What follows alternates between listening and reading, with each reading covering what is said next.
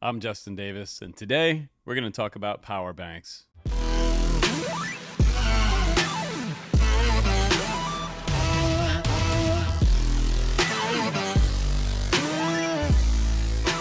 What's up, guys? Welcome back to the channel. I have a couple special power banks sitting on the bench today. We're going to talk about both of these today in this review. We are talking about this little tiny SharGeek tiny 18650 portable power bank that you can take along with you.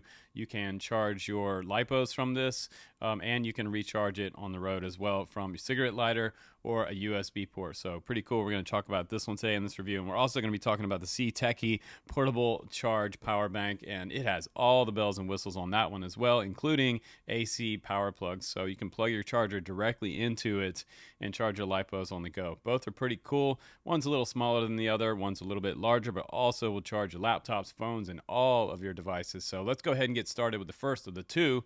Let's check out the SharGeek one first, the smaller of the two. Then we'll move on to the bigger Geprc power bank. Here we go. So guys, this is the box you get, and this power bank is around $200 for the price point. I'm going to go ahead and open up the box, take out the warranty card. This is great that you actually see a warranty card in here, and some information on SharGeek user manual. It's energy storage management OS. It also has an operating system on board and a motherboard on this power bank as well. So it's kind of like a smart power bank, if you will. It has an interface that is navigatable by the multifunction button on there, which is really cool. You can turn it on and off using that button, and I gotta say, like, it looks like Mission Impossible type of device. It's much different than any other battery bank that I've seen recently. But what's neat about this one is it is pretty large. It's actually a little bit larger milliamp on here than my my Geprc larger style LAFE power bank. This one has a whopping 25,600 milliamp in here. So how did they cram all that in there? Well, they have these 18650s in parallel. It's also a 100-watt pass-through charger as well. So you can charge your MacBook on here. You can charge your iPhone up to about 7 times with this charger. You can run your LiPo chargers off here. You can charge DJI drone batteries off of this about 2.5 times. GoPro up to about 15 times. And also DC devices. It does have a DC port on here, as well as the regular USB port here and the USB-C on the side. But that's neat that it has a DC in and out, as well as a USB-C in and out. So you can charge it from an AC outlet and an AC adapter with a USB-C port here. Just charge. It doesn't have an AC adapter in the box though, but I would definitely not leave this around an airport anywhere, because it does look like some kind of device that might be used by Jason Bourne or something like that. But it's crazy that it does have this sort of cyberpunk, they call it, type of shell in here, and I like seeing all this stuff. So this is the motherboard right here, and this is the power button. It says SharGeek Storm 2. You'll see this little screen load up right here, and it's going to take us into the menu. Now this is cool that it has an OS on here, I thought, because it shows me my current voltage on the battery. It shows me my percentage, which is kind of small here. It's really actually pretty hard to see the percentage, and also it shows the in and out voltage, current voltage as well. That's kind of neat. So if you want to get into the menus, you can long press the large button and it will take you into the settings here. So this is kind of cool that we have this type of technology on here. So it shows my DC output setup right there. If you go to the next one, it shows the battery info, and it shows the battery info for each cell in this series, which I think is really cool. It shows me the voltage on each one, the capacity, the cycle, and it also shows me the leftover battery life, which right now it's at 100% because I just got it. And also it shows me the temperature of the unit. You can change that to Celsius and Fahrenheit, which I think is super cool.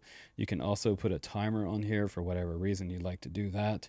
It also has display sleep. You can change that amount of time, 1 minute, 5 minutes, and off. And you can go here, long press, and it'll turn this battery bank off.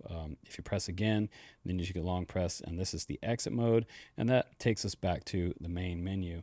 On the far side of this battery bank, we have a voltage protection board separate from the motherboard, which I think is super cool. So if it goes over voltage or it's about to, this board on the end right here that is connected separately from the motherboard to the batteries will protect these batteries from having surge or low voltage protection as well. So if it gets too low and it starts to have a bad cell, it's going to cut off the voltage and not let it go too low. So I think it has a lot of really cool features packed into this one, and it's amazing that this power bank is this size.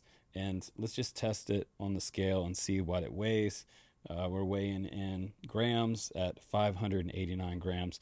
It is a little bit bigger than, say, my 10,000 milliamp power bank, but this thing is like 25,000 milliamps. So this one is gigantic, and I think it's great that it also has pass-through charging. You can also charge this baby in an hour and a half to a full charge. So you can check out the link for this one down below, and if you want to grab one of these, you can. I'm not an affiliate for this or anything, but I just think it's super cool, and it looks really, really kind of cool, like cyberpunk.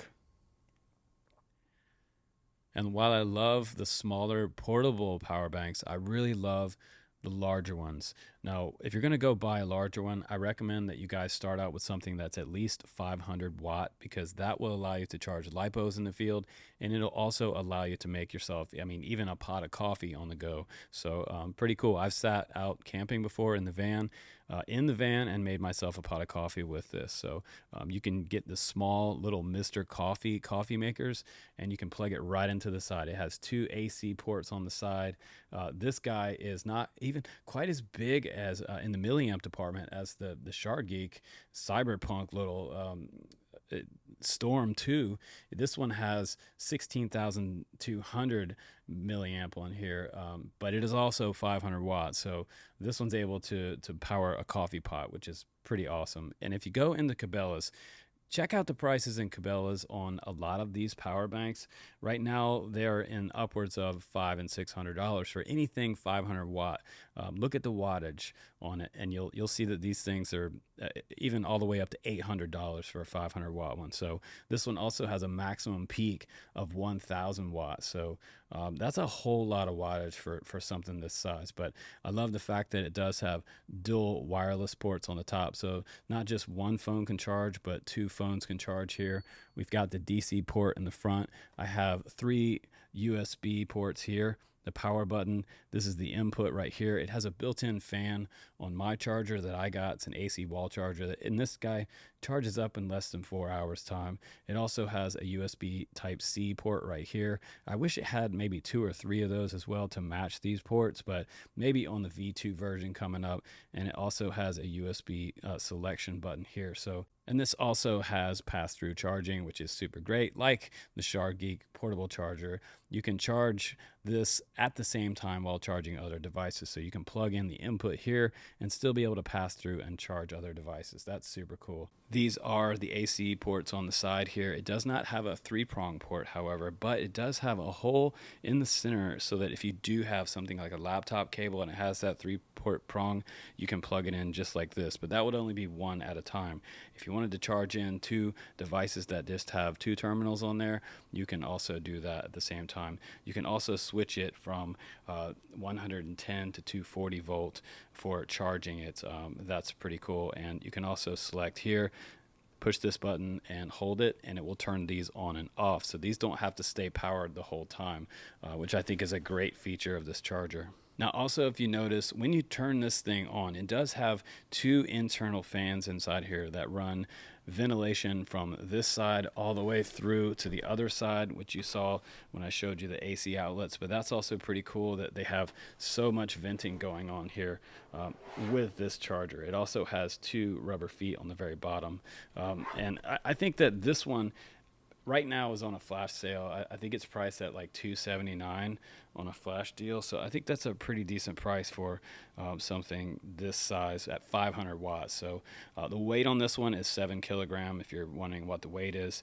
The DC input on this one is also 27 volt to 4.5 amp. Wireless charging at 5 volt up to 2 amp on this one. Not the SharGeek one, the smaller one, will actually charge up to 5 amps. So, but that has to be a device that can handle a 5 amp charge. Obviously, you don't want to plug that into something that can't handle that, because you could fry a device. Definitely don't want to fry your iPhone, so you want to be careful with that. But this one has over voltage protection as well in it, and low voltage protection. So I would recommend this one just because it's 500 watt. And you can charge LiPos and basically any device that you have on the road for like under $300 is totally insane. So great price on both of these. I think that both of them, especially the SharGeek for being how small it is with like 25,000 milliamp packed into it with 18650 batteries in there, you could probably replace those.